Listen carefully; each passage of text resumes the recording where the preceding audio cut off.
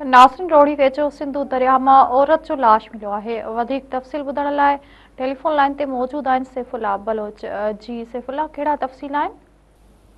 जी मां तव्हांखे ॿुधाए थो हलां, रोड़ी थाणे जे हद अंदरि सकरबेरा जे सिंधु दरिया जे गेट नंबर 66 वटां नामालूम जो लाश हथायो आहे। वाक़े बाबति इतला मिलण शर्त रोड़ी पुलिस ईदी फाउंडेशन जे रज़ाकारनि खे आगाह कयो। ईदी ऐपण ज़रिए लाश खे फौरी तौर दरिया मां कढी तालके सां रोड़ी मुंतक़िल कयो। जिते ईदी रज़ाकार ड्राइवर मूजिब लाश लॻभॻि 3 खां 4 ॾींहं पुराणो लॻे थो।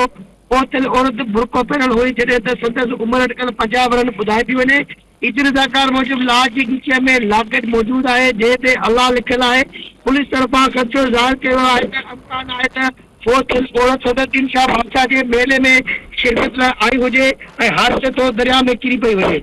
पुलिस मूजिब लाश जी सुञाणप न थियण जी सूरत में ईदी फाउंडेशन पारां रोड़ी पुलिस जी निगरानी हेठि लाश गुसल ऐं कफन ॾेई सड़क जे नए कोट वारे कब्रिस्तान में इस्लामी तौर तरीक़े सां तक़सीम कई वेंदी, जॾहिं त वाक़े बाबति वधीक जांच जारी आहे। जी सैफुल्ला, मेहरबानी जी।